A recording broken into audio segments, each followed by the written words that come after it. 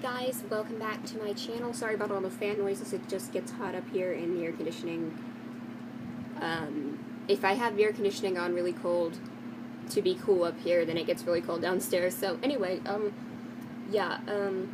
so I think it was Nathaniel Bandy and Tetrabit Gaming did a video on ranking the Mario 64 levels. And tier list for the Mario 64 levels. So I thought I would see if there was a tier list, and I found one here, and this seems to be including many dungeons as well. A tier list for Ocarina of Time dungeons, because I've beat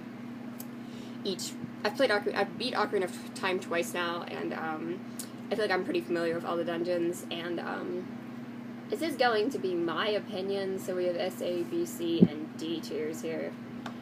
I think that's fine. I don't really think there's anything I would consider worthy of being F tier. So, without further ado, I'm going to be basing this on playing on the N64 because that is what I played on. So, yeah, so without further ado, I'm just gonna go ahead and get into this. So, these are in kind of random order. I'm actually gonna try to sort these in order of, like, appearance, kind of.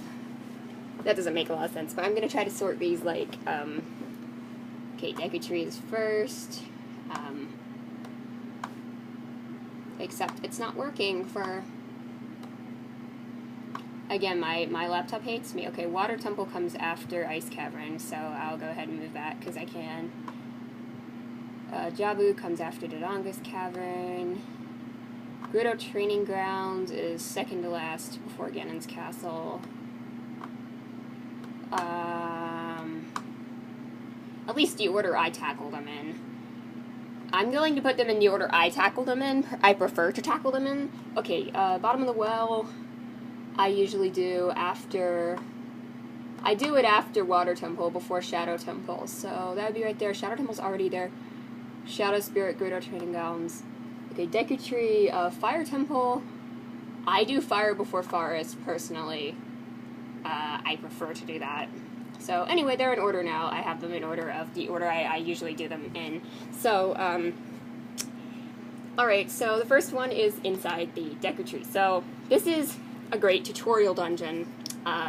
It's not much more than that. I do think it's good at showing you the mechanics. It's very short compared to a lot of the other dungeons in the game. I completely understand why that is, because it's a tutorial dungeon. I really wouldn't want it any other way, but in terms of content, there's just not a lot here. It's a great tutorial. You get you into playing the game to teach you the game. It doesn't feel overly long. I really enjoy this tutorial, and I think it's solid, but it's just so short and so lackluster compared to some of the later dungeons. I'm gonna put it in C tier, even though it probably deserves B tier, but just because I just don't care that much about it. Okay, Dodonga's Cavern. Yeah, if we're talking child dungeons here, I don't know. I was just never really a huge fan of it. Again, this is gonna sound like a nitpick, and it kind of is. But I never really liked how drab the color palette was in dungeons like this, and the same thing with Fire Temple, I'll get to in a minute. It just feels so drab to look at, and because it's on the N64, it kind of gets muddy for me. Now, I really find the ones with brighter textures tend to pop more. I think Mario, like for instance, Mario 64 tends to pop more and look a little bit better today because of the brighter textures and stuff, the brighter colors. I'm not saying Ocarina of Time should have had Mario 64 style color palette, but I do think there are some instances where the textures just look kind of muddy, and I just don't like the way Dodonga's Cavern looks. Now, the thing, you're inside the Dodonga's Cavern, the giant head, that's really cool. Bombs. It feels kind of long. Now that I've done it several times, I've probably done it at least three times by now. Like 3.5 times, because I did it once, but I never finished it, and then I beat the game, and then I beat the game again, and then I have a file on Virtual Console where I'm in the Water Temple. I think I'm like halfway through the game. So yeah. Anyway, okay, Dodonga's Cavern. I would say it's better than Deku Tree, but I can't really say by much. So also gonna put that in C tier. The boss is just lackluster. Okay, Jabu Jabu's Belly. Unpopular opinion. I like this dungeon. Now, it's so trippy. I remember I was streaming Ocarina. Last time I streamed Ocarina, when I beat it for the second time, I was streaming it, and my streaming channel is on Periscope, and I was streaming it.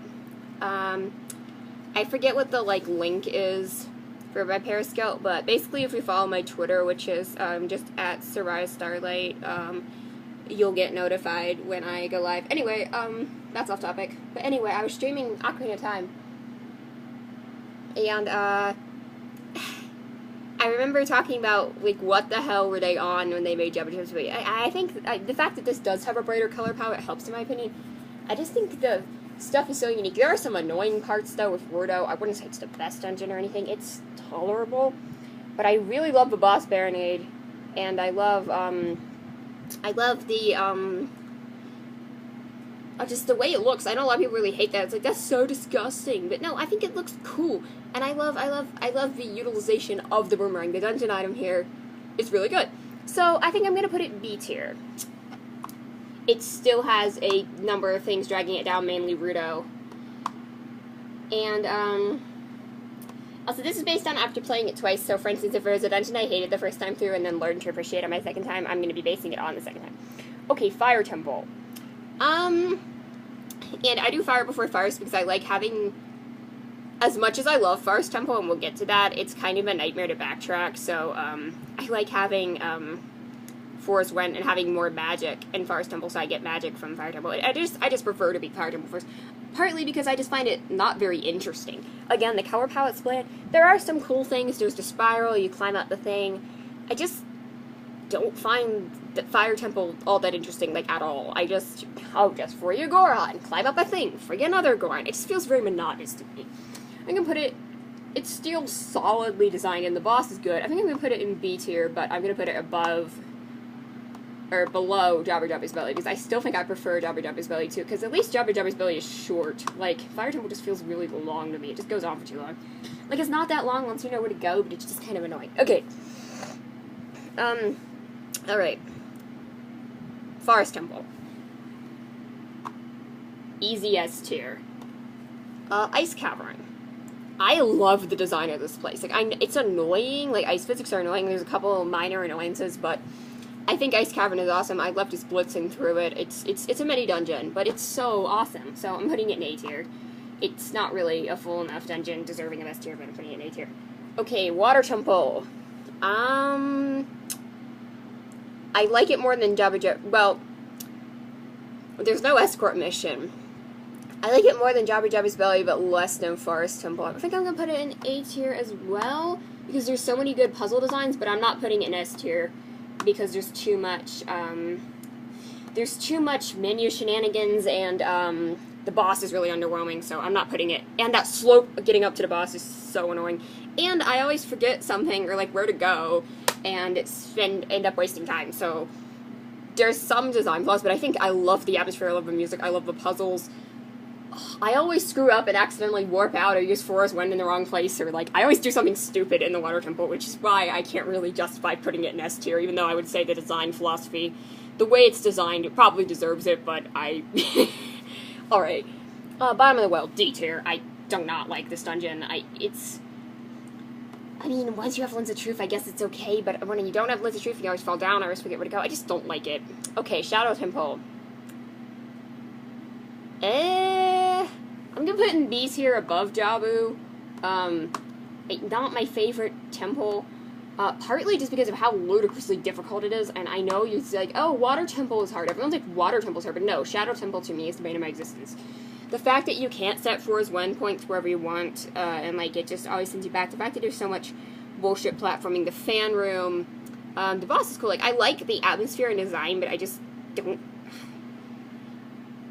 Just some of the puzzles, I always forget where to go. Oh, if you miss a key, you're screwed. And this dungeon goes insane with the Silver Ruby puzzles. It's obsessed with them. And quite honestly, no.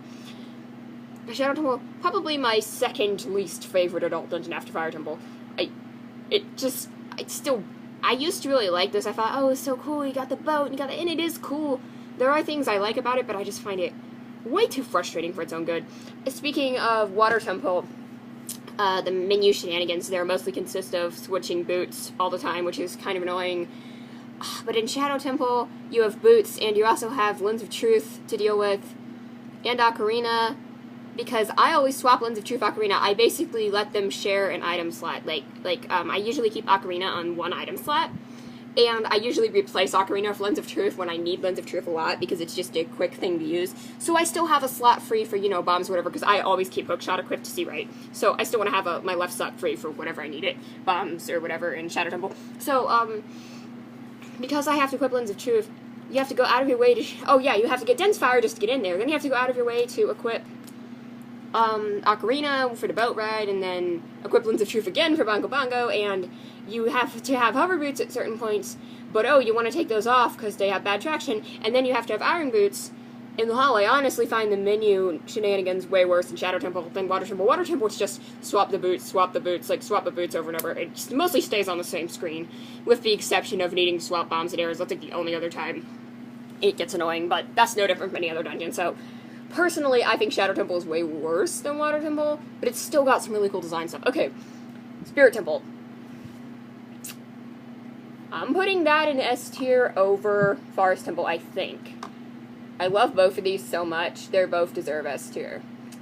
Now, Gerudo Training Grounds is a... okay, I want to like it. Like, the puzzles themselves are really good, but I just find it so cryptic, and the first time I did it, I used my keys in the wrong place and couldn't get the ice arrows. And the second time I did it, I was finally able to get them, but I had to look up a guide because I couldn't figure out where some of the keys were, and I had, like, forgotten where some of the keys were or something. So, the design of it just feels flawed to me. The actual puzzles themselves are really fun, but the design just feels flawed. Again, we're taking many dungeons into consideration. I'm thinking C tier just because of the problems I brought up. Probably still enjoy playing it more than the child dungeons, but it's still just not that great, in my opinion. And finally, we have Ganon's Castle. I want to put it... I guess I'll put it after the... no, I don't know. Okay, Ganon's Castle. I'm trying to swap the Dodongo's Cavern with... okay, there we go. I really, really love the boss and the build-up to the boss. And yes, I am taking bosses into consideration here. Twinrova is another reason I'm putting Spirit Temple so high. I don't know if Spirit Temple or Forest Temple is my favorite. I think Forest Temple might be my favorite, actually. I have more atmosphere. I don't know. I love both of them. Just, well, my first experience with Forest Temple was really annoying, but my second experience with Spirit Temple was really annoying. Really through just recklessness and no fault of my own. First experience with Forest Temple, I got very badly lost. And then, Spirit Temple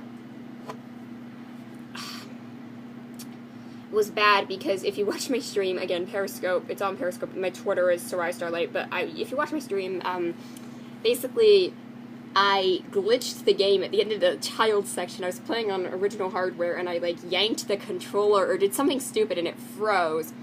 Anyway, and then also I fell down when getting the mirror shield, and I fell down when I just kept messing up, and I kept having to climb back up. Anyway, but I still think I had a better first experience with Spirit Temple, but Forest Temple has so much more atmosphere. I have to put Forest first, honestly.